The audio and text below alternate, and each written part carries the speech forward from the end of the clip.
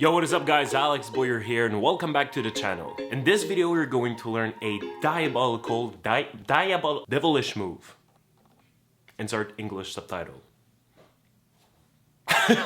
This move is actually very awesome. I've performed this move in front of hundreds of magicians and they were not able to spot it. And the reason for that is because it is so casual. I'll probably say casual 100 times in this video, and the reason for that is because when you're going to practice this, it is very important to make it very casual. Now, I was supposed to release another tutorial yesterday with Antonio Bourgeois, a young magician I've met in Magic Fest last week, but unfortunately the audio broke for some reason. The audio was cutting on and off. I'm actually very sad because the trick was very amazing. But please do me a favor guys and follow Antonio Bourgeois on Instagram. Everything that he does is completely insane. Here's a little clip of him just for you guys. Alex, I'll try to find the 4 aces. How much time do you give me to find the aces? 30 seconds. I'll do it in 5. Can you count down from 5 to 1? 5, 4, 3, 2, 1. Now in this video I'm going to be using the Feather deck by my friends at Vanishing Ink. It is a beautiful deck. It has gold foil on the back on the feather. The finish is just amazing. The Ace of Spades is very awesome. By the way, this video is not sponsored by Vanishing Ink. I just love their product so much that I wanted to share it with you. Now I'll stop talking guys, and if you're ready to learn this amazing move, smash that like button, subscribe to this channel, and let's do it.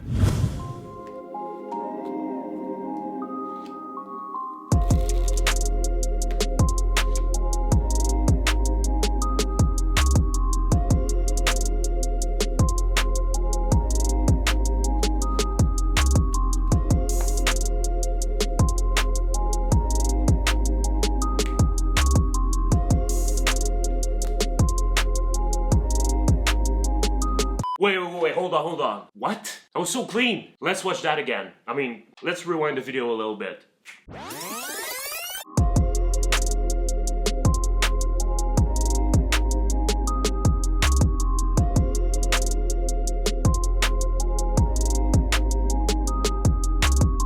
Yeah, this is what you're going to learn today. I think this deserves a like.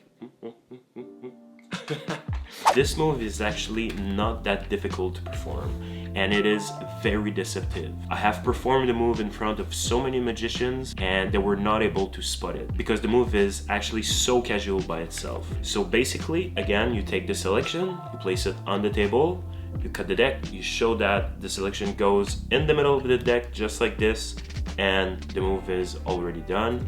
The selection is back on top. Alright guys, so the secret of this move is that you're actually switching the selection for a random card. Let me show you what I mean.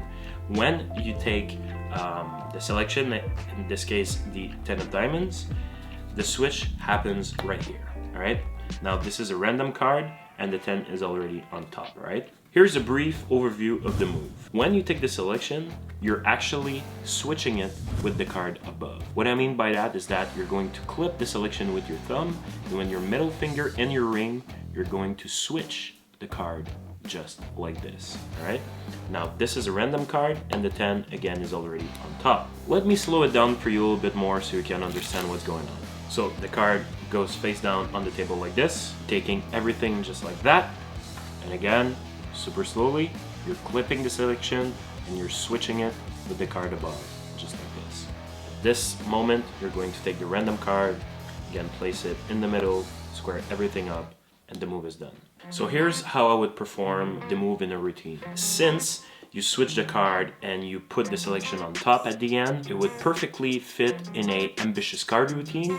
And if you don't know what an ambitious card routine is, it's basically when you take the selection, you place it inside of the deck, you snap your fingers and it jumps back to the top, right? This is a basic routine that everyone loves.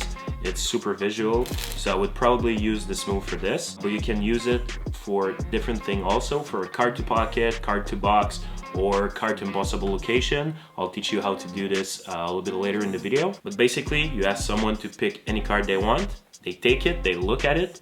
In this case, it's going to be the 7 of diamonds. They place it on the table or they hold on to it. You take it like this, and here's the mechanics of it. When you take half of the deck like this, I like to use my ring finger and my thumb, and I take everything just like that. Now I have a good grip on it, all right? I can properly show everyone. It is super fair. I'm literally just holding the selection, and when I want to do the move, I just take it with my thumb like this. I take the card above, place everything on the table at the same time, super casual, square everything up, and the move is done, alright? And that's probably the first tip of this video. Yes, you'll have to practice a lot to do this, and it's not about practicing the move, it's about practicing it to make it look super casual. And obviously, don't do the switch in front of the people just like that, right? Because they'll know you're switching a card. So the move happens when you put everything on the table or in your spectator's hand, or you can also do the move, by the way, in your hand. So let's say you have the card right here, you can go like this, place it inside of the deck, and you're done, all right? But again, make sure it's super casual. So the selection is right there, 5 of diamonds, all right? You take it, just like that, and when you put the card on the table, again, this is when you do the move, and the card jump back on top. Quick little tip for you, what I like to do actually, is take the random card and just jog it inside of the deck, just like that. So now everyone can see this picture. It's very easy to follow and very easy to understand that their card is going inside of the deck, right? Because if you go like this, all right, now it's kind of too fast for them to understand what's happening. Here's the move in slow motion for you so you can follow properly.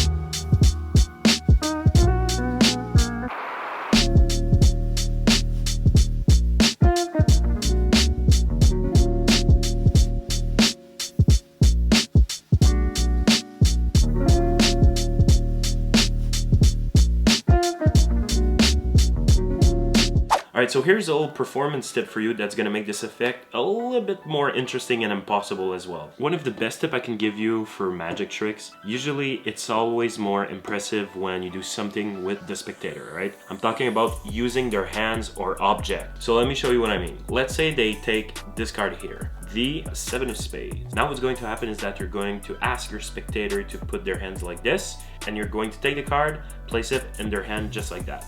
And now you take a little break and you say, which card do you think I put in your hand? And everyone's gonna say, oh, you changed it, blah, blah, blah. Or they're gonna be just honest and be like, oh, you put the 7 of spades. Now I'm gonna say, take a look at it. They're going to take a look at it, and now it's fair. They know that you just put the actual card inside of their hands. And now you say, here, watch this.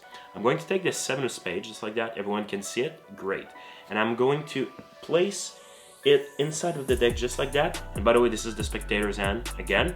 You square everything up, and now you say, I want you to take the other hand and place it on top of the deck just like that. So now they are convinced, they have the deck like this in their hands. They saw the 7 of spades at first. After this, they saw the 7 of spades being inside of the deck, and now they're like this. They will be convinced that it's impossible for you to do any kind of special move or secret thing that's going to happen inside of their hand, right? You ask them to remove their hands on top, to check on top, and they're going to see that the selection just appeared on top of the deck just like that. And I think this is very awesome.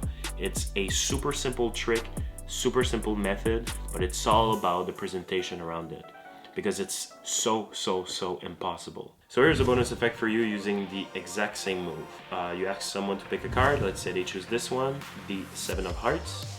You place it inside of the deck just like that. And to make sure I don't touch anything, I'm going to ask you to push the card all the way through, just like that. Great. Now in my pocket, I have one card, and it's exactly the 7 of hearts. And they can look through the deck, and they will not find any other 7 of hearts. And that's pretty cool. All right, guys, so the method for this card to pocket is a little bit knacky, but if you like practicing weird stuff with cards, this is for you. So someone choose a card.